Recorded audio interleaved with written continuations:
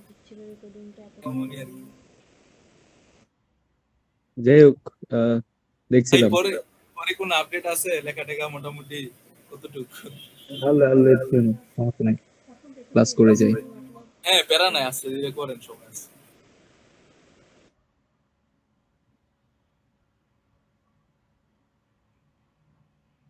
ধরে ফেলছি কম চারটা প্রশ্ন আসবে আর কিছু বলার নেই। আনসার খুব ভালো করছে বাচ্চাদের জন্য এই জিনিসটা।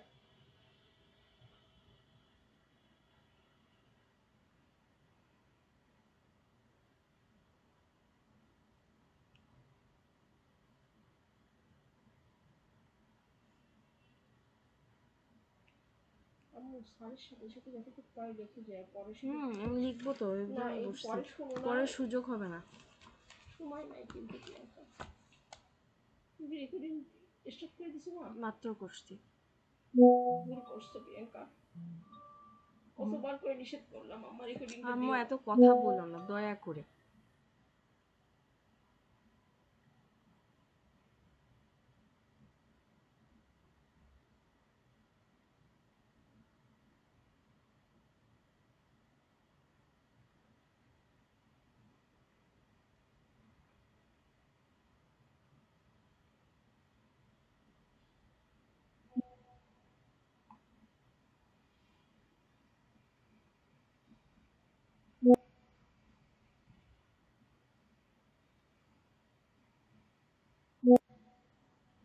তোমরা 5 পাইছো না?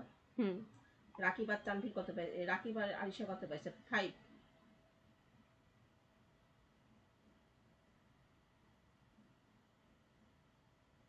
কোন 5 জন 5 পাইছে তুমি শুধু শুধু এটা আমাকে বলো।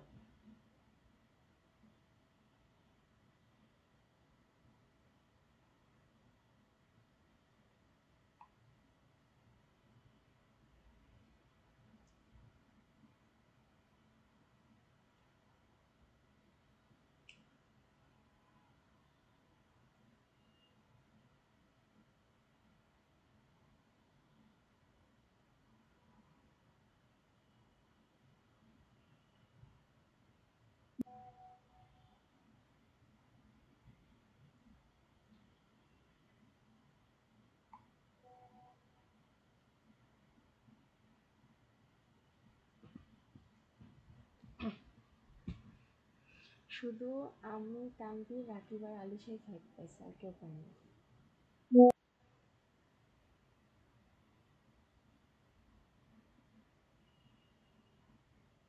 তাই লিখছে?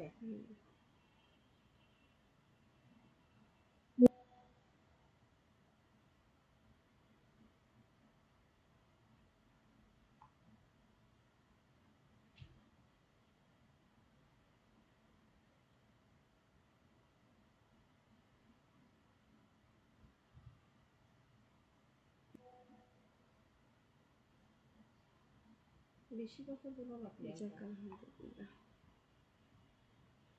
লস্কর স্যারের কাছে তানভীর আজকে বলে কিন্তু কোশ্চেন নিয়ে নিও, অনেক প্রেশার। স্যার 2টা ক্লাসে কি করাইছে আমি বলতে যে সবার কাছে খারাপ হয়ে যায়, বেশি কথা বলি। তুমি কি এর মধ্যে স্টাডি করবা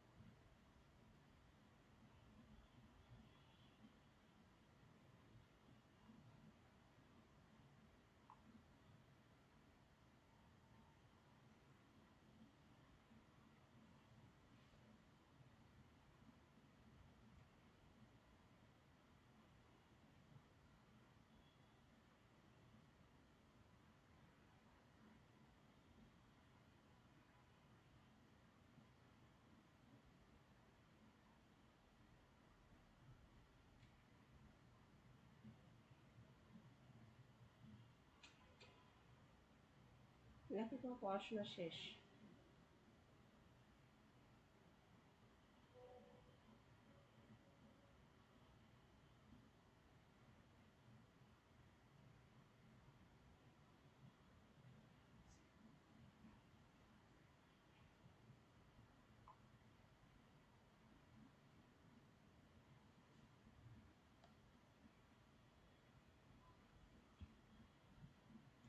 আমি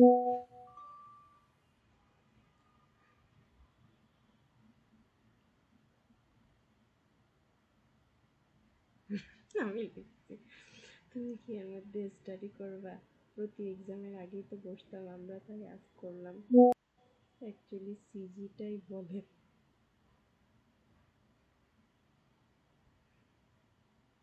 সিজি কি? সিজি, সিজি দিয়ে কি হবে?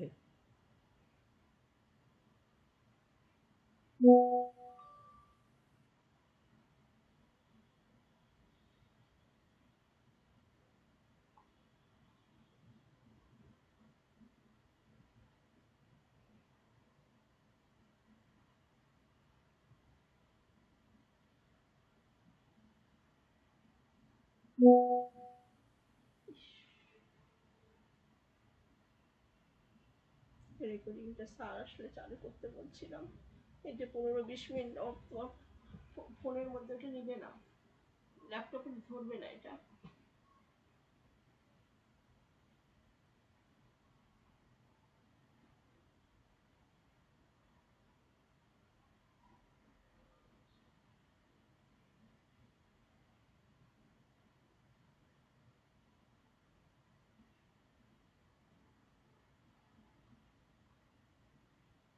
স্যারকে ইনবক্স করো, স্যার আমরা সবাই জয়েন করছি, স্যার আপনি কোথায়? স্যারকে ইনবক্স করো। এই স্যারকে ইনবক্সে যাও, যাও স্যারের ইনবক্সে যাও। প্রিয়াঙ্কা এখানে এভাবে লেখো না, স্যারকে না, ইনবক্স করো।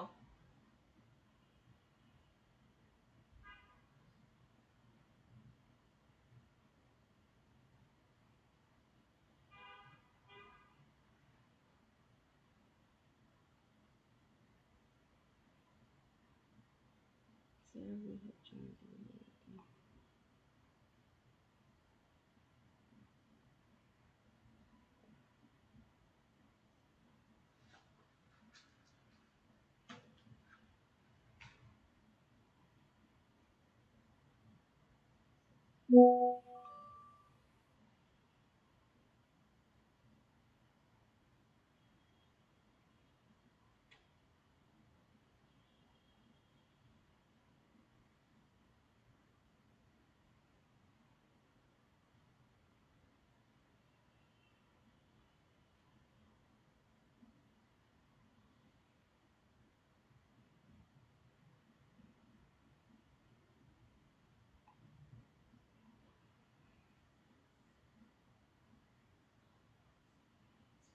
আমার কিছু লিখো না।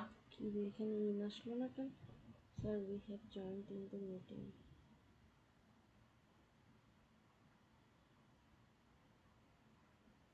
Oh no. এ যদি ফেসবুক আইডি না চলে তাহলে এ কেমনে বললো যে ছবি দেখে চিনতে পারিনি? ও এর ইমেলটাতে ছবিটা দেখে চিনতে পারছি, তাই লিখছে।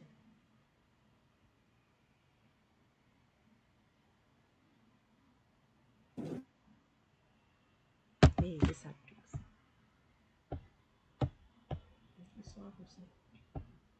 আসসালামু আলাইকুম sir.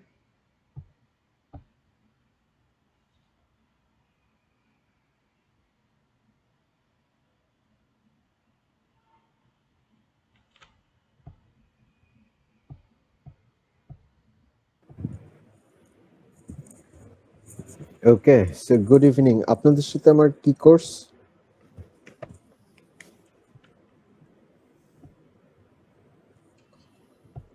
Contemporary literary and critical theory. ওকে, আপনারা হচ্ছেন সামার 2025 এর ব্যাচ।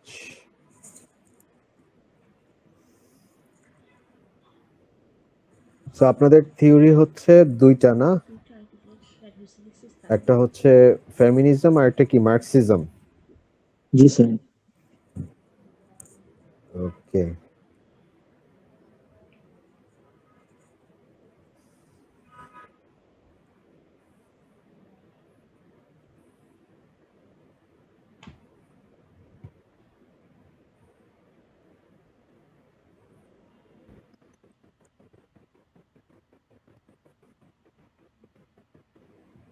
হ্যালো। হ্যালো, জি স্যার।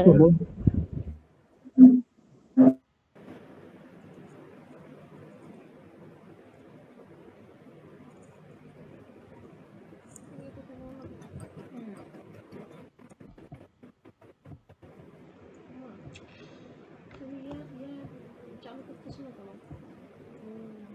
এখন নাসার কথা শুনবো।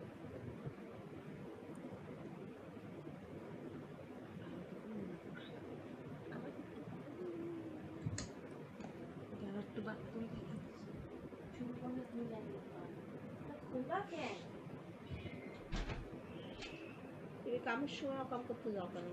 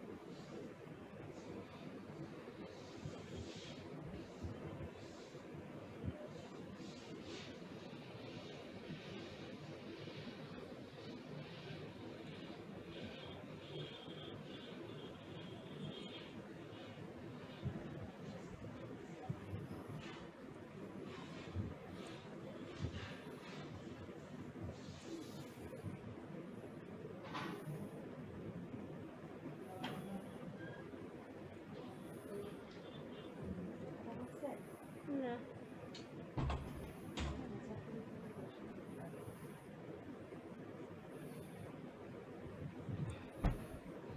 ঘুমায় না মোট খেয়াল নাই।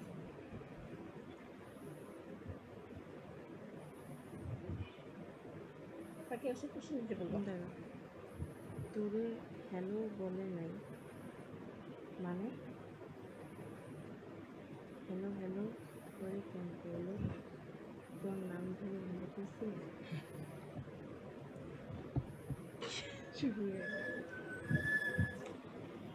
ভাবলাম স্যার চেক করতেছে আমার কথা শুনতে, নয়তো আমি কথা বলার লোকটা তাই না? হ্যাঁ, তোরে বলে রাখছি।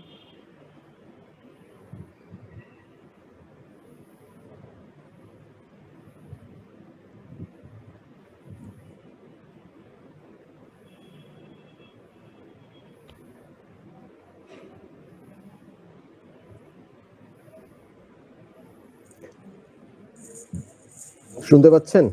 জি স্যার। Yes, sir. ওকে, একটা কল আসছিল। আমারই মনে হয় কেউ শুনতে পাচ্ছে না। ওকে, সো ফেমিনিজম সম্পর্কে আমরা কম বেশি অনেক কিছুই জেনে গেছি আর কি, তাই না? মূলত ক্লাসে বলা হয়েছিল যে ইটস জেন্ডার ইকুয়ালিটি নিয়ে কথা বলে,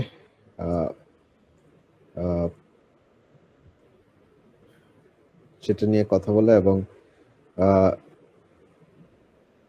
equal rights এর কথা বলে। So mainly feminism, it talks about equal rights, it advocates about equal right, and it's a political movement. So that's what you must be aware of. I mean, rights for everything, rights for education, access to vote, যেটা দিয়ে শুরু হয়েছিল, rights for what? Rights for workplace equality. I mean, they advocated to erase the discrimination between men and women in the workplace, fair wage, এবং শেষ পর্যন্ত body অটোনমির কথা আসছিল, মানে a kind of sexual freedom.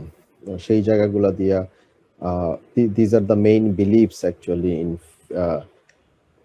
Feminism. Intersectionality বলে একটা কথা ছিল, ইন্টারসেকশনালিটি, বিকজ উইমেন্সদের এক্সপিরিয়েন্স তো একটা জিনিস দিয়ে শেপ হয় না, এটা অনেক কিছু মিলে একটা কুমুলেটিভ ইফেক্ট, কুমুলেটিভ মানে একসাথে ইফেক্ট পড়ে। যেটা ক্লাসে পড়াইছিলাম, রেস, কালচার, এগুলা মিলে, জেন্ডার, সেক্সুয়ালিটি মিলে একসাথে শেপ হয়। সো একটা ব্ল্যাক উইমেন একসাথে রেসিজমেরও শিকার হতে পারে এবং একই সাথে সেক্সিজমেরও শিকার হতে পারে। সো দুইটাকে আলাদা করে অ্যানালাইজ করার কিছু না, দুইটাকে একসাথেই দেখতে হবে যে রেসিজমের কারণেই সে হয়তোবা সেক্সুয়াল হ্যারাসমেন্টের শিকার হচ্ছে, যেটা ইন্টারসেকশনালিটির আলোচনাতে পড়ে। And of course, we know that the main thing, key thing, the easy thing is that it challenges প্যাট্রিয়ার্কির বিরুদ্ধে। প্যাট্রিয়ার্কাল যে স্ট্রাকচার আছে, যেটা হিস্ট্রিক্যালি মানুষ বলতে ম্যানরা ধারণ করে থাকে, পুরুষ ধারণ করে থাকে, where women are seen as inferior,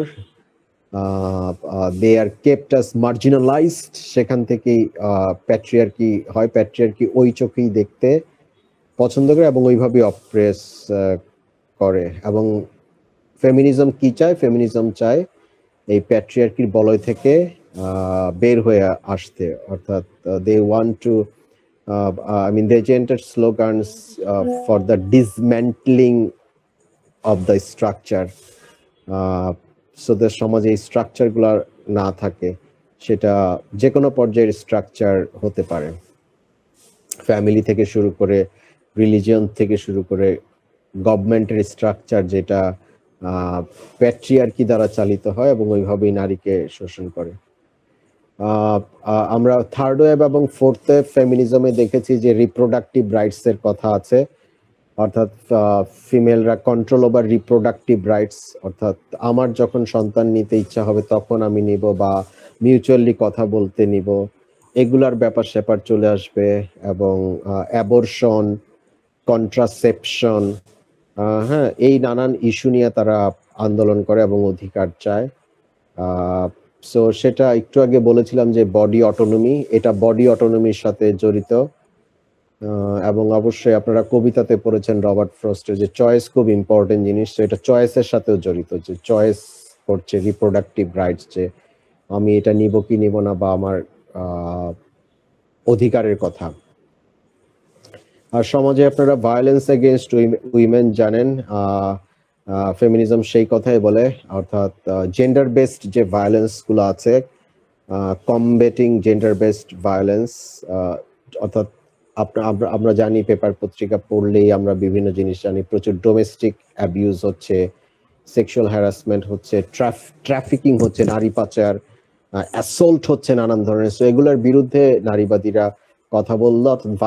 any sort of violence against women should be taken under law and should be punished, and society should be aware of. So feminism একটা অ্যাওয়ারনেস আন্দোলন, অ্যাওয়ার করে তোলা মানুষকে, সেই অ্যাওয়ারের দিকে আগালো। এবং এইসব এই যে সেক্সুয়াল হ্যারাসমেন্ট, ডোমেস্টিক, এগুলোর বিরুদ্ধে আইন করারও ব্যবস্থা করা হলো, সো দ্যাট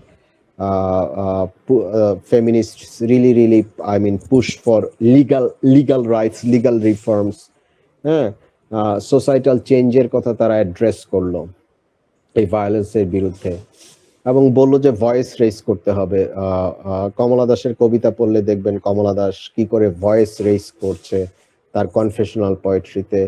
সো আমি অত্যাচারিত হব, নির্যাতিত হব, কিন্তু ভয়েস রেজ করবো না, সেটা তো হবে না।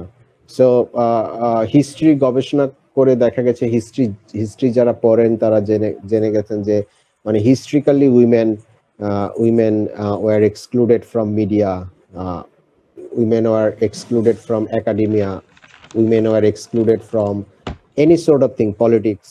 So তাদেরকে কি করে ইনক্লুসিভ করা যায়, এগুলোর মধ্যে আনা যায়, ইনক্লুড করতে হবে, তাদের যে রিপ্রেজেন্টেশন মিডিয়াতে হতে হবে সেটা তারা জোর দাবি দ্বারা, এবং উইমেনদেরও ভয়েস আছে, সেই ভয়েসের কথা শুনতে হবে, সেই কথাগুলা দ্বারায়। এবং অবশ্যই ইকোনমিক প্ল্যাটফর্ম একটা বড় ব্যাপার, সেখানে তারা ইকোনমিক অধিকারের কথা বলে, যেমন রুমস অফ ওয়ান্স ওনে, যেটা ভার্জিনিয়া উলফ লিখেছেন, যে কি করে নারীদের একটা রুম থাকবে, স্পেস থাকবে, এবং তারা অর্থনৈতিক স্বাধীনতাও পাবে। বিশেষ করে স্পেসটা খুব দরকার। সো ইকোনমিক ইকুইটি ও ইকুইটিও দরকার। অনেক অনেক ক্ষেত্রে নারীদের কম বেতন দেওয়া হয়, পুরুষদের বেশি বেতন দেওয়া হয় কোনো কোনো জায়গায়।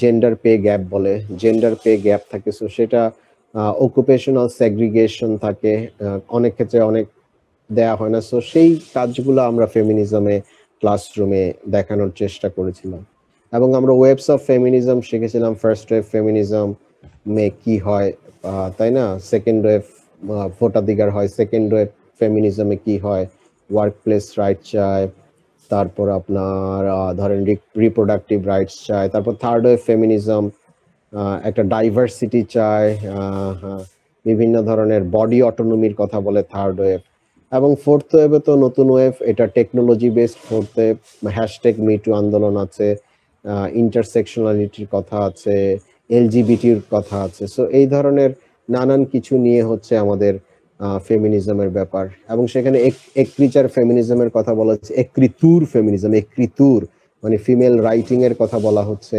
সেটা কতটা জরুরি সেটা কথা বলা হচ্ছে। সেখানে গাইনো ক্রিটিসিজমের কথা বলা হচ্ছে, গাইনো ক্রিটিসিজম, ফিমেল ক্রিটিসিজম, ফিমেলরা ক্রিটিসিজম করবে, নিজেদের ভয়েস থাকবে, নিজেদের মতো লেখনী থাকবে, সেটা কতটা জরুরি, এটা নিয়ে হচ্ছে আমাদের ফেমিনিজমের ব্যাপার স্যাপার থাকে। তো আপনারা হচ্ছেন, শুনতে পাচ্ছেন আমাকে? জি স্যার। ইয়েস। সো আপনারা আসলে কি হচ্ছেন? আপনারা ফেমিনিজম পড়ে ফেমিনিস্ট ক্রিটিক্স হচ্ছেন। ফেমিনিস্ট ক্রিটিক্স হলে আপনার কাজ কি?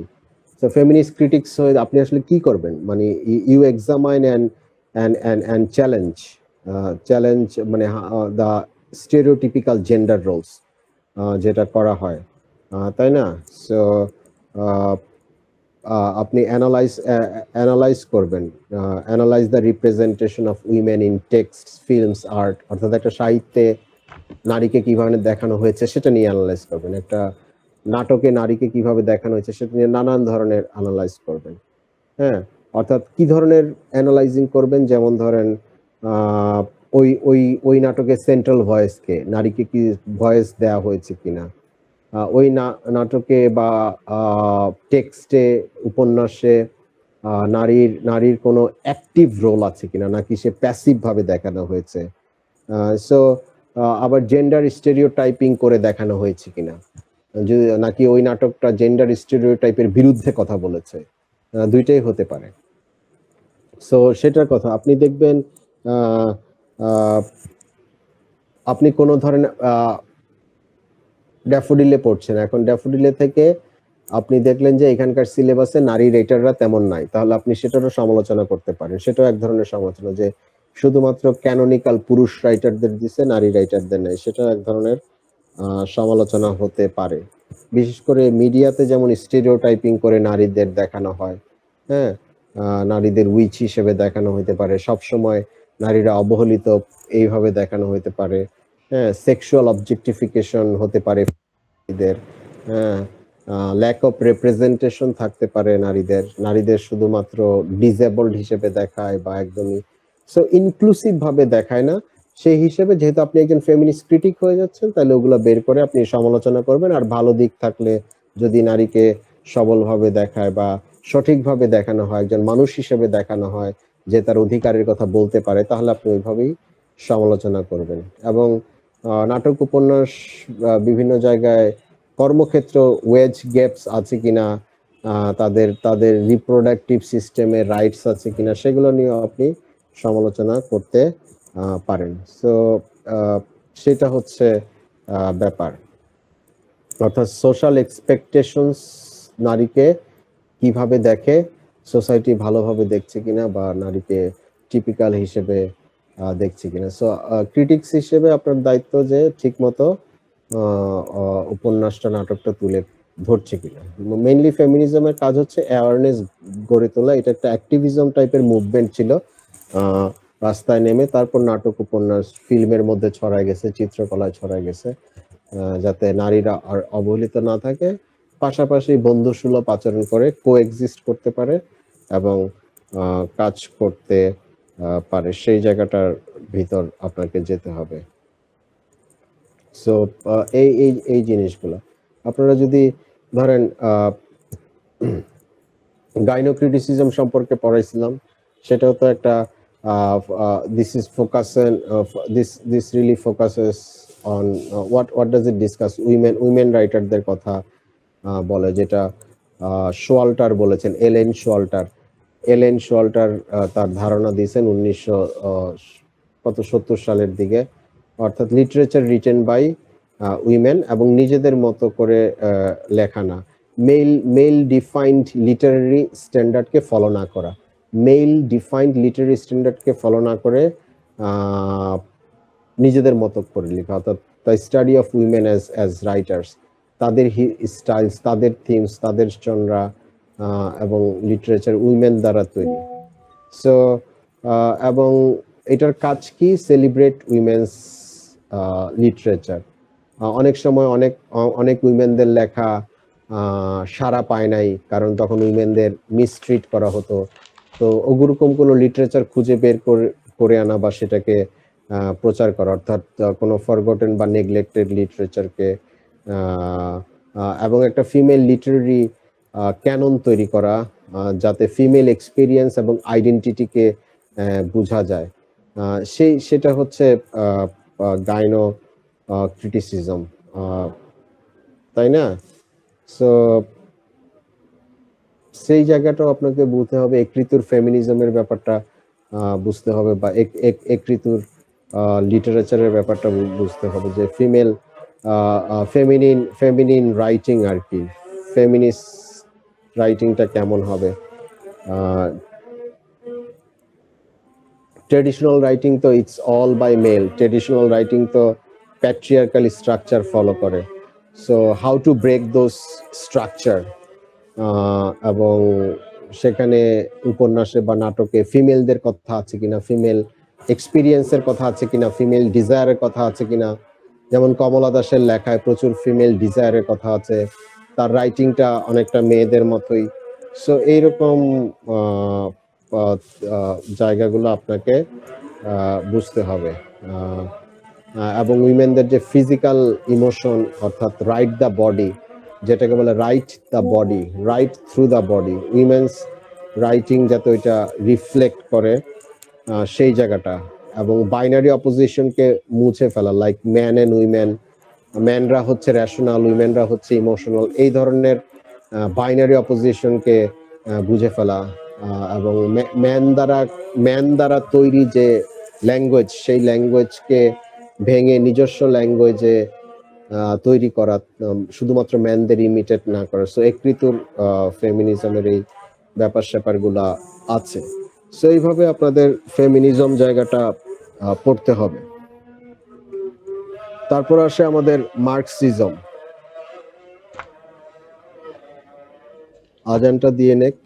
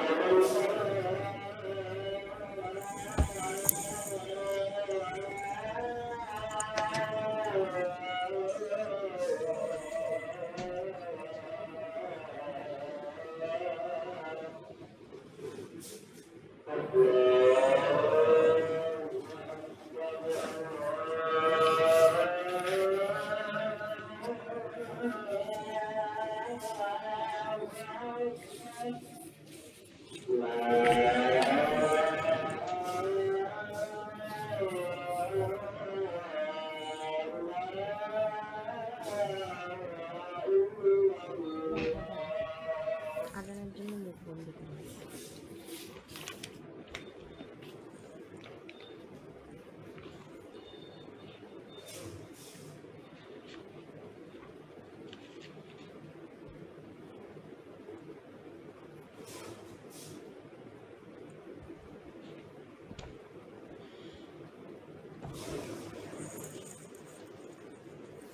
ওকে, সো আমাদের মার্কসিজম, আমরা জানি মার্কসিজম ও ফেমিনিজমের মতো সমতার কথা বলে। একটা সমতা অর্জন করতে হবে, অর্থাৎ সমাজে অনেক ডিসপ্যারিটি আছে। সমাজে rich are becoming richer and poor are becoming poor. Marxism মূলত ক্যাপিটালিজমকে সমালোচনা করেই তৈরি হয়েছে। মার্কসিজম মূলত ক্যাপিটালিস্ট থিওরিকে পুঁজি করেই তৈরি করা, মূলত এটা ক্যাপিটালিজমের সমালোচনা করা বা বুর্জুয়া যে সমাজ থিওরি সেটার সমালোচনা করা। মার্কসিজম মূলত ক্লাস স্ট্রাগলের কথাই বলে, কারণ তারা বিশ্বাস করে যে history is driven by conflict between social classes. Social ক্লাসের মধ্যে যে কনফ্লিক্ট, বুর্জুয়া এবং প্রোলেটারিয়েট, এটাই হচ্ছে হিস্ট্রি। এভাবে এবং হিস্ট্রি আগায়। বুর্জুয়া মানে জানেন, বুর্জুয়া মানে হচ্ছে যারা এলিট ক্লাস, আপার ক্লাস, যাদের হাতে ক্ষমতা থাকে, অর্থাৎ যাদের হাতে মার্কসের ভাষায় কার্ল মার্কস আমাদের বলেছেন যাদের হাতে মিনস অফ প্রোডাকশন থাকে, মানে যাদের হাতে লাঙ্গল সার জমি থাকে, তারাই হচ্ছে কন্ট্রোলে থাকে তার। আর প্রোলেটারিয়েট হচ্ছে ওয়ার্কিং ক্লাস, যারা জমিতে লেবার দেয়, গার্মেন্টসে শ্রমিক দেয়, এরা। সো মার্কস বলতে চায় যে এই কনফ্লিক্টটি আসলে আমাদের সবকিছুকে শেপ করে, আমাদের ইকোনমিক্স কালচারকে শেপ করে হচ্ছে, হিস্ট্রিকে শেপ করে হচ্ছে এই দুইটার কনফ্লিক্ট। সো মার্কস এই দুইটার কনফ্লিক্ট যত বেশি তত ওই সমাজ অস্থির বলে দাবি করেছেন, তত ওই সমাজে বৈষম্য বেশি এবং মানুষ সুখে শান্তিতে থাকতে পারবে না, অধিকার পাবে না। মার্কস এই কনফ্লিক্টটাকে কমায় আনার চেষ্টা করেছে, সেই জায়গাটাতে হাত দিয়েছে। মার্কস তার আলোচনায় ইডিওলজির কথা বলেছে। ইডিওলজি একটা গুরুত্বপূর্ণ ব্যাপার। ইডিওলজি আমরা এমনি জানি, ক্লাসে পড়াইছিলাম, ইডিওলজি মানে সিস্টেম অফ বিলিফ, একটা সিস্টেম অফ বিলিফস যেটা রুলিং ক্লাসের জন্য ভালো। রুলিং ক্লাসই সেটা তৈরি করে কারণ তাদের ক্ষমতা আছে, সুতরাং এটা অনেক অপ্রেসিভ। আপাত দৃষ্টিতে মনে হয় এটা মনে হয় ভালো, আপাত দৃষ্টিতে মনে হয় এটা যেন একটা ন্যাচারাল জিনিস। মানে রুলিং ক্লাসরা এই ইডিওলজি এমনভাবে টিভি, মিডিয়া, বইয়ে পুস্তকে, পেপারে এমনভাবে লেখালেখি করবে মনে হয় যেন এটা ন্যাচারাল, বা কিন্তু আসলে এটা আসলে পাওয়ার দ্বারা তাড়িত, তাদের অনেক ইন্টেনশন আছে। সো এই যে ডমিনেন্ট ইডিওলজি, ক্যাপিটালিজম তার মধ্যে একটা, মার্কস এই ডমিনেন্ট ইডিওলজিরই সমালোচনা করেছে। এমনকি একটু আগে যে আমরা ফেমিনিজম পড়লাম, সেখানে যে প্যাট্রিয়ার্কি, সেটাও কিন্তু একটা ডমিনেন্ট ইডিওলজি, যেটা পুরুষতন্ত্র খুব চালাকি করে সূক্ষ্মভাবে চাপানোর চেষ্টা করে, সেটার বিরুদ্ধে কথা বলতে হবে বলে মার্কস বলেছেন, অর্থাৎ ইডিওলজি। এবং আমরা ক্লাসে দেখিয়েছিলাম এলিয়েনেশন একটা কনসেপ্ট, মার্কসিস্ট এলিয়েনেশন, খুবই ইম্পর্টেন্ট একটা, হাউ ওয়ার্কার্স গেট এলিয়েনেটেড। কারণ তারা যেটা উৎপাদন করে, যেই জমিতে উৎপাদন করে সেটা তাদের না, যেই ফসল তারা উৎপাদন করে সেটাও তাদের কাছ থেকে নিয়ে যাওয়া হয়, এবং ওই যে ঘামে ভেজা ফসলের সাথে যে মায়া, সেই মায়ার সম্পদ তাদের কাছ থেকে নিয়ে যাওয়া হয়। কিন্তু ওই যে ভালোবাসা ফসলের প্রতি তৈরি হয়, ওইটার দাম কি কখনো জমির মালিক দিতে পারে? বর্গা চাষিদের দিতে পারে না। সো মার্কস এটাকে বলেছে এলিয়েনেশন। সো বিভিন্ন ধরনের তারা যে প্রোডাক্ট তৈরি করে সেটা থেকে এলিয়েনেশন হয়, হ্যাঁ। তারপর পুরা যে প্রোডাক্টের মধ্যে শ্রম, ভালোবাসা, এটা থেকে তারা এলিয়েনেশন হয়, এটার দাম পায় না, এবং তারা হোল হিউম্যান বিইং হিসেবেও দাম পায় না। সুতরাং এটা একটা বিশাল কনসেপ্ট যে ক্যাপিটালিস্ট সোসাইটিতে ওয়ার্কার্স গেট এলিয়েনেটেড, মানে disconnected from their own product. মার্কসের আরেকটা বড় আবিষ্কার হচ্ছে কমোডিটি ফেটিশিজম, অর্থাৎ মানুষকে অবজেক্ট হিসেবে দেখা, লেবারারদের অবজেক্ট হিসেবে দেখা, মানুষ হিসেবে দেখা না। এবং মার্কস দেখিয়েছে যে লিটারেচার, মিডিয়া, এগুলা কি করে শুধুমাত্র কনজিউমারিজমের প্রচার করে, সবকিছুই যেন টাকা, এবং সবকিছু একটা অবজেক্ট হয়ে যায়, ফেটিশ হয়ে যায়, মানে টাকা দিয়েই সবকিছুর মূল্যায়ন, টাকাই যেন ভালোবাসার, ফেটিশ মানে সাবস্টিটিউট, টাকাকে ভালোবাসা মূল্যায়ন করা, এরকম একটা জিনিস। ফেটিশ মানে হচ্ছে আমার হাতে দামি ঘড়ি আছে, ওই দামি ঘড়ি দিয়ে আমাকে মূল্যায়ন করা। আমার কাছে দামি জুতো আছে, গাড়ি আছে, বা আমি গুলশানে, এগুলা দিয়েই যেন আমাকে মূল্যায়ন করা, not as a human being. মানে ব্র্যান্ডিং জিনিস দিয়ে মূল্যায়ন করা বা ম্যাটেরিয়াল জিনিস দিয়ে মূল্যায়ন করা। সো মার্কস এই কমোডিটি ফেটিশিজমেরও সমালোচনা করছে। তিনি বলতে চান যে ক্যাপিটালিজম এই কমোডিটিকে প্রচার করে, সবকিছুকেই কমোডিটি করে ফেলে। মার্কসের আরেকটা বিখ্যাত আইডিয়া হচ্ছে মার্কস মানে অন্যরা দিয়েছেন। মার্কসিস্ট ক্রিটিসিজমের মধ্যে তো শুধু মার্কস একা না, অনেক ক্রিটিক্স আছে, এঙ্গেলস আছে, অ্যান্টোনিও গ্রামসি আছে, আলথুসার আছে। মার্কস হচ্ছে পুরুধা পুরুষ, কিন্তু আরো অনেকেই মার্কসিজম নিয়ে লিখেছে বা মার্কসিজমকে আরো ত্বরান্বিত করেছে, আরো থিওরি নিয়ে এসেছে মার্কসিজমের কাছাকাছি, মার্কসিজমের ভিতর। এদের মধ্যে একজন হচ্ছে Antonio Gramsci. Antonio Gramsci GRAM Antony hegemony তত্ত্ব যিনি দিয়েছেন, অর্থাৎ ডমিনেন্ট ক্লাসের যে পাওয়ার এক্সারসাইজ, সেটা কনসেন্ট আদায় করে বা মাঝে মাঝে ফোর্স করে হিজিমনি আদায় করা, সেই ব্যাপারগুলা, এবং শোষণ করা। হ্যাঁ, তারা মূলত ডমিনেন্ট ভ্যালুগুলাকেই প্রচার করতে চায়, প্রসার করতে চায়, এবং তাদের আসল উদ্দেশ্য হচ্ছে মূলত শোষণ করে নিজেদের ঘর পূরণ করা। So dominant classes maintain power, মানে not just power but through leadership, consent আদায় করে নেয় যে আমার ভালোই তো তোমার ভালো। তুমি যে এই যে গার্মেন্টসে কাজ করে আমার আমার আমার আমার গার্মেন্টসকে এত বড় করে তুলছে, এই গার্মেন্টস আসলে তোমাদের গার্মেন্টস, তোমাদের জন্যই সবকিছু, তোমাদের জন্যই এত আয়োজন আমি করেছি। সো এইভাবে ভুল বুঝিয়ে শ্রম আদায় করে নেয় শ্রমিকদের কাছ থেকে। সেটা একটা ব্যাপার ধরা। এবং মার্কসের থিওরিতে, কার্ল মার্কসের থিওরিতে আরেকটা জিনিস অ্যাড হয়েছিল, বেজ অ্যান্ড সুপারস্ট্রাকচার। বেজ মানে economy, means of production, economic foundation. আর সুপারস্ট্রাকচার হচ্ছে রিলিজিয়ন, এডুকেশন, ইডিওলজি, এগুলা। মার্কসিস্ট ক্রিটিক্সরা বলার চেষ্টা করে যে বেজ হচ্ছে সুপারস্ট্রাকচারকে গঠন করে। সুপারস্ট্রাকচার বেজ দ্বারা অর্থাৎ অর্থ থাকলেই শিক্ষা পাচ্ছে, অর্থ থাকলেই সংস্কৃতিকে কন্ট্রোল করতে যাচ্ছে। সো এবং একই সাথে সুপারস্ট্রাকচারও মাঝে মাঝে বেসকে কন্ট্রোল করে। অর্থাৎ যেরকম সংস্কৃতি তৈরি হবে সেই রকম বেইজই তো তৈরি হবে। আলথুসার যেটা বলে, শুধু আলথুসার বলে যে মার্কসিস্ট থিওরিতে বলে বেইজ সুপারস্ট্রাকচারকে কন্ট্রোল করে, আলথুসার আরেকটু অ্যাড করে বলে যে বেইজও সুপারস্ট্রাকচারও বেইজকে কন্ট্রোল করতে পারে। কারণ এক সময় বেইজ যেই ধরনের সুপারস্ট্রাকচার তৈরি করে, ওই সুপারস্ট্রাকচারই আবার বেইজকে কন্ট্রোল করবে। সো ভাইস ভার্সা একটা ব্যাপার হবে।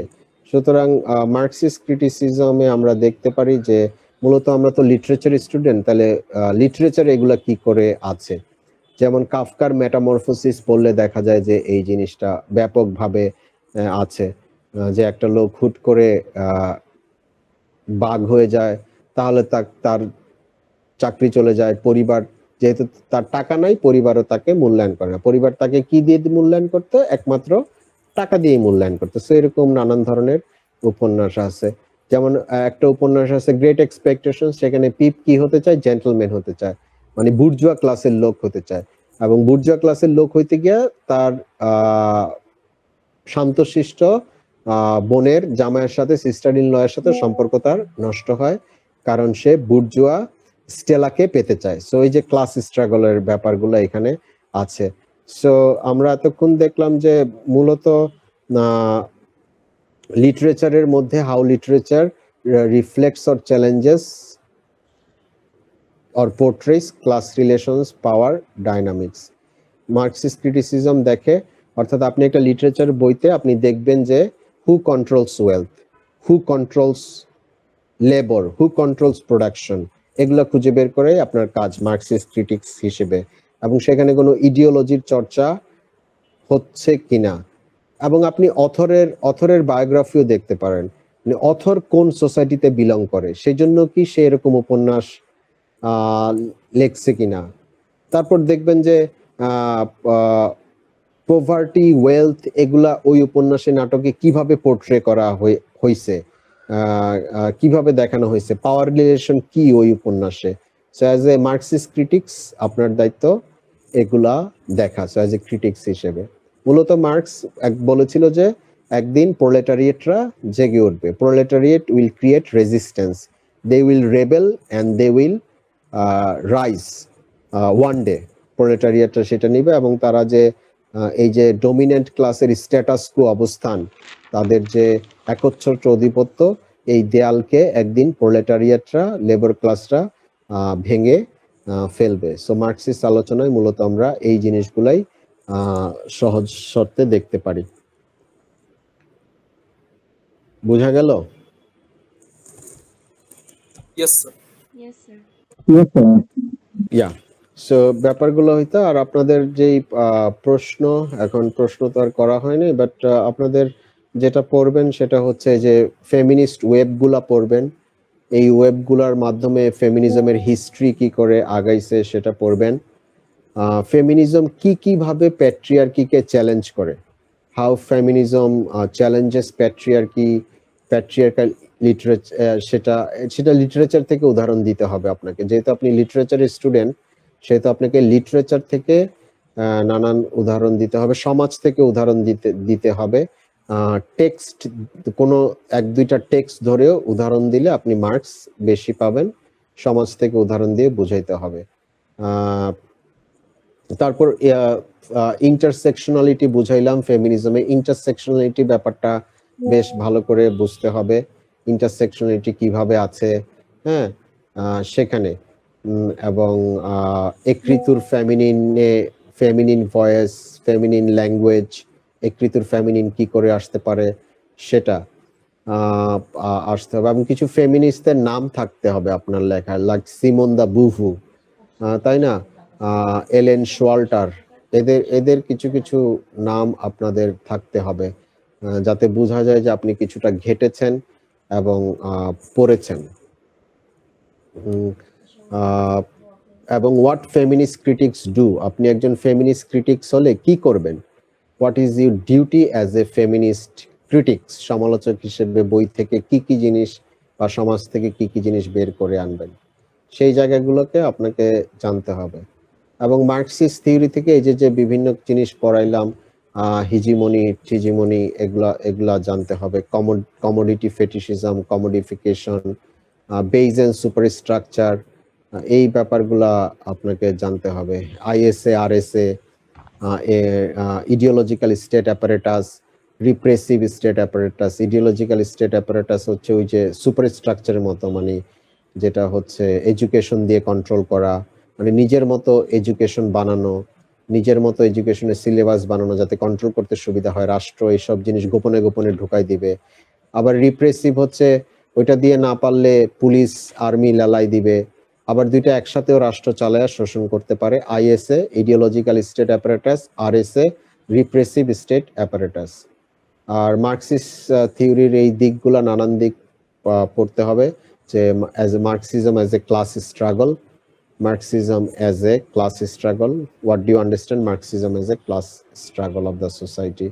So মার্কসের বিভিন্ন আইডিয়া আছে, যে আইডিয়াগুলো বললাম। হিজিমনি খুবই গুরুত্বপূর্ণ একটা তত্ত্ব, হিজিমনি কি করে সমাজে থাকে, সেই ব্যাপারগুলো আপনাকে পড়তে হবে। এবং lastly what Marxist critics do, as a Marxist critics হিসেবে আপনার কি কি ফাইন্ড আউট করতে হবে, আপনি কি কি ক্যাপিটালিজমের সমালোচনা করতে চান, বা টেক্সট থেকে কোন কোন জিনিস ফাইন্ড আউট করে দেখাইতে চান, যে একটা টেক্সটকে সমালোচনা করবেন এই ভিত্তিতে।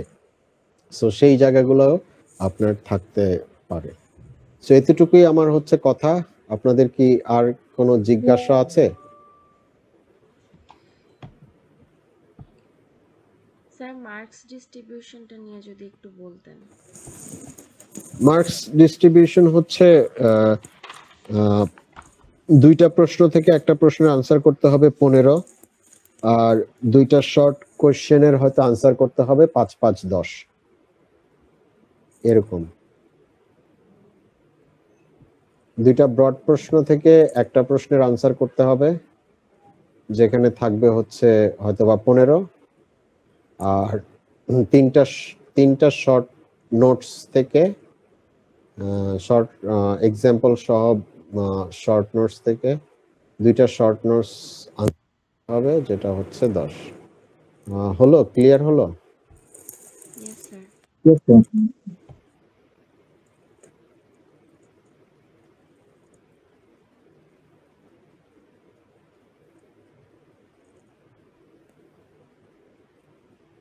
আরো কিছু প্রশ্ন থাকলে আমাকে জিজ্ঞেস করতে পারেন। I am ready to answer যে কোনো ধরনের প্রশ্ন। আপনারা কত batch? 14 batch? Yes, Yes, sir. sir. 14 batch. ওকে, আপনাদের প্রশ্ন থাকলে আপনারা করতে পারেন। স্যার আইএসএ আর আরএসএটা স্যার একবার বুঝিয়ে দেন, মানে এটার মধ্যে ইন্টারকানেকশনটা কিরকম, এটা কিভাবে রিলেট করতে পারি? ওকে, সো ISA and RSA খুবই ইম্পর্টেন্ট জিনিস। আমরা জানি ISA মানে মার্কসিস্ট থিওরিতে এটা দিছে হচ্ছে লুই আলথুসার। লুই আলথুসার একজন কোন দেশি? ফরাসি ফিলোসোফার। উনি দিয়েছেন লুই আলথুসার নাম, LOU। ISA মানে ইডিওলজিক্যাল স্টেট অ্যাপারেটাসেস, আর RSA মানে রিপ্রেসিভ স্টেট অ্যাপারেটাসেস, যেটা ক্লাসে বলেছিলাম। মূলত এটা হচ্ছে হাউ দে কন্ট্রোল পাওয়ার। হ্যাঁ, RSA যেটা রিপ্রেসিভ, রিপ্রেস মানে শোষণ। তাহলে রিপ্রেস সরাসরি কারা করে? পুলিশ, মিলিটারি, জেলখানা, এগুলোই তো রিপ্রেস করে। সো ইনস্টিটিউশনস, তাই না, যেগুলো আসলে ল অ্যান্ড অর্ডার কন্ট্রোল করার নামে শোষণ করে, সো থ্রু পাওয়ার এক্সারসাইজ করে সরাসরি। ঠিক আছে, যেমন সরাসরি অ্যারেস্ট করে নিয়ে যায়, পানিশমেন্ট দেয়, আবার নানান ধরনের ধরেন সার্ভেলেন্সের মধ্যে রাখবে আপনাকে সিসি ক্যামেরা দিয়ে, অর্থাৎ আপনি মানসিক শোষণের মধ্যে থাকেন। সো রাষ্ট্র তো এই কাজই, মার্কস বলে যে অপ্রেসিভ রাষ্ট্র তো ক্যাপিটালিস্ট রাষ্ট্র এগুলা দিয়েই করে, এবং এগুলাকে পোষে, পালন করে, নিজের খাতিরে কাজে লাগায়। আর ISA হচ্ছে ইডিওলজিক্যাল স্টেট অ্যাপারেটাসেস, যেগুলো হচ্ছে ইডিওলজি দিয়ে করে, ওইভাবে ফোর্স দিয়ে না। অর্থাৎ আপনার ধরেন আপনার কিসের মূল্যবোধকে কন্ট্রোল করতে হবে, আপনার বিশ্বাসকে কন্ট্রোল করতে হবে। তাহলে তারা এইরকম জিনিসই টিভিতে খুব চালাকি করে প্রচার করে, মিডিয়াতে খুব চালাকি করে প্রচার করে, শিক্ষা প্রতিষ্ঠানে। সো এগুলা কন্ট্রোল করা যায় কিসের মাধ্যমে? মিডিয়ার মাধ্যমে, এডুকেশনের মাধ্যমে, রিলিজিয়নের মাধ্যমে, কালচারের মাধ্যমে। সো এগুলা হচ্ছে work. So ideological state apparatus দেখা যাচ্ছে কিছুটা ইনডিরেক্ট অ্যাপারেটাস, আর রিপ্রেসিভ হচ্ছে একদম ডিরেক্ট আক্রমণ করা অ্যাপারেটাস। সো আলথুসার বলতে যায় রুলিং ক্লাস মেইনটেন্স পাওয়ার, মানে not through repression but through ideology. Althusser অবশ্য বলতে চায় যে RSA চেয়ে বরং ISA দিয়েই বেশি রুলিং ক্লাস কন্ট্রোল করে, কারণ RSA দিয়ে করলে তো সমাজ পুরোপুরি টের পেয়ে যায়, কিন্তু ISA দিয়ে করলে তো অতটা টের পাওয়া যায় না পাওয়ার এক্সারসাইজকে। বুঝা গেছে কিছুটা? ইয়েস স্যার, এখন ক্লিয়ার। থ্যাংক ইউ হ্যাঁ। স্যার।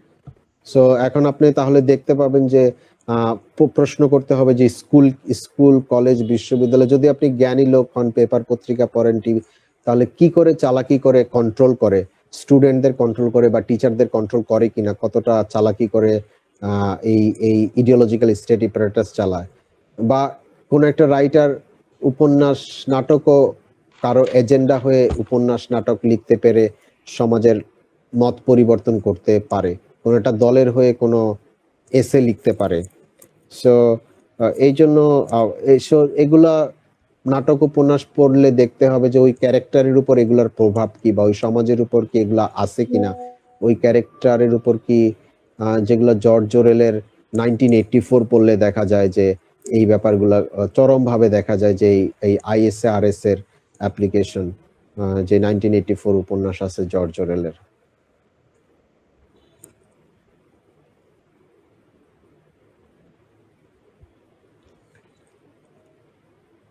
সো আমি নাম ডাকছি 01 Zubair, Sumana 02, Present, sir. 03, 4, Present, sir. 5, Present, sir. 6, Present, sir. 7, 8, 9, Present, sir. 9. 10, Present, sir. 11, Present, sir. 12, Yes, sir. 14, Yes, sir. 15, 18, Present, sir. 18, 19, Present, sir. 20, Present, sir. 21, 22, Yes, sir. 23, Present, sir. 25, Present, sir. 26, 27, Present, sir. 29, Present, sir. 30, 31, Yes, sir. 32, Present, sir. 33, Present, sir.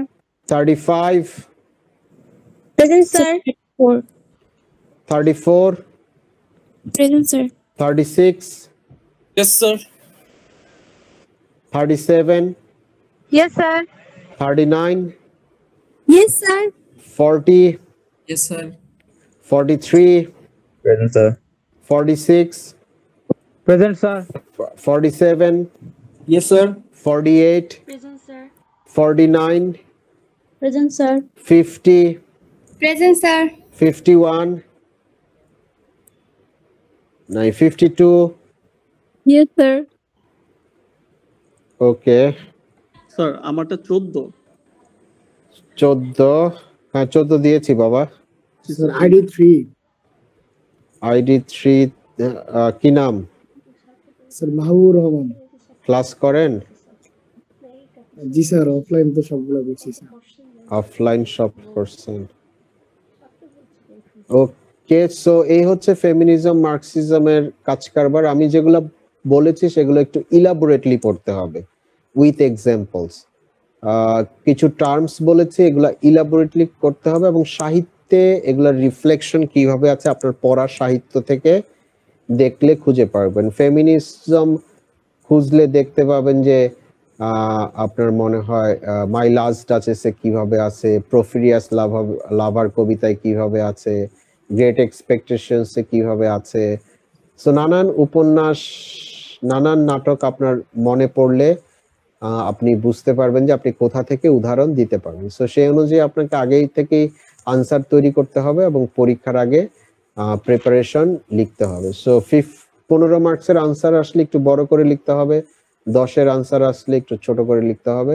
But বড় ছোট ব্যাপার না, ব্যাপারটা হচ্ছে চমৎকার করে বুঝিয়ে দেয়া এবং উদাহরণ দিয়ে বুঝিয়ে দেওয়া। সেটা ছোট হলেও সমস্যা নেই, কিন্তু আপনার আনসারটা যেন আপনি লিখে কিছুটা সন্তুষ্ট হন যে I have written well enough and that satisfy me, me মানে you, and that will satisfy me. So আপনি না পড়ে এসে বা একটু একদমই কম পড়ে এসে আসবেন না। আপনার যেই জিনিসগুলো আমার লেকচার থেকে ইম্পর্টেন্ট মনে হলো সেটা আপনি লেকচার তৈরি করেন। আবার একটা এমন ভাবে পড়েন যে অল্প অল্প পড়েও অনেক আনসার করা যায়, বুঝে পড়লে আসলে অনেক আনসার করা যায়। টার্মিনোলজি গুলা পড়তে হয়, টার্মগুলো আর কি এক্সাম্পল সহ একটু বড় করে বুঝে বুঝে পড়তে হয় এবং আনন্দ সহকারে পড়তে হয়, কারণ ফেমিনিজম এবং মার্কসিজম দুটাই খুব সম্পর্কিত আমাদের জীবনের সাথে, এবং একটা এনজয় করে পড়ারও ব্যাপার আছে, যেগুলো আসলে মার্কসের চিন্তাটা আসলে কি ছিল। শুধু তো মার্কস না, মার্কসের সাথে আরো দার্শনিক ছিল, Antonio Gramsci, Luis Althusser. So এদের চিন্তা ভাবনা আসলে কি ছিল। আর ফেমিনিজম তো বাংলাদেশেও ফেমিনিজমের ছোঁয়া লেগেছিল রোকেয়া সাখাওয়াতের মাধ্যমে, বেগম নূরজাহানের মাধ্যমে, সুফিয়া কামালের মাধ্যমে। সো আপনি যে কোনো জায়গা থেকে উদাহরণ দিতে পারেন, বাট আপনাকে থিওরিটিক্যাল গ্রাউন্ডটা ঠিক রাখতে হবে যাতে আপনি একটু ভালোভাবে লিখতে পারেন এবং অ্যাপ্রোচ করতে পারেন। আর পরীক্ষার হলে বুঝে না গেলে আপনি ঘাবড়া যাবেন, বুঝে পড়লে আপনি অনেক কিছু লিখতে পারেন প্রশ্নটা বুঝে। হ্যাঁ, যেমন ইন্টারসেকশনালিটি সম্পর্কে লিখতে হলে আগে তো জানতে হবে ইন্টারসেকশনালিটি ব্যাপারটা কি, কেন। সেটা বাংলা সার্চ করে জানতে পারেন, ইংরেজি সার্চ করে জানতে পারেন যে আসলে প্রভাবটা কি, মানে রেস কি একা কাজ করে নাকি রেস, জেন্ডার, সেক্সুয়ালিটি এগুলা মিলে একটা কুমুলেটিভ একসাথে ইফেক্ট থাকে, এবং সেটার প্রভাবটা আসলে কিভাবে কাজ করে। ওয়েভগুলা ফেমিনিজমের যদি একদম ভালোভাবে জানেন এবং এগুলার ইম্প্যাক্ট কি, ফেমিনিস্ট ক্রিটিক্স কি করে, মার্কসিস্ট ক্রিটিক্স, সো আপনি বুঝে পড়লে একটা পড়লেও আরেকটা আনসার করতে পারেন যদি জানেন যে আনসারটা কি করে তৈরি করতে হয় আর কি, বা প্রশ্নটা কি চাইছে সেই হিসেবে। ঠিক আছে, thank you and enjoy your night and dinner. Bye. জি স্যার, আসসালামু আলাইকুম। আসসালামু আলাইকুম। ওয়ালাইকুম আসসালাম। ওয়ালাইকুম আসসালাম। বাই। নিতেই চাচ্ছিল না মনে হয় ক্লাসটা।